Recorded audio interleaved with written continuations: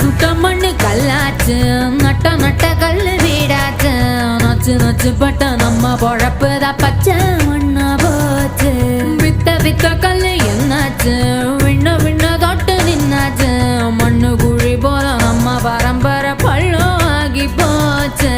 ஐயனாரு சாமி அழுது தீத்து பார்த்தோம், சொரண கெட்ட சாமி சோத்ததான கேட்டோம். காலவாச கங்கு போ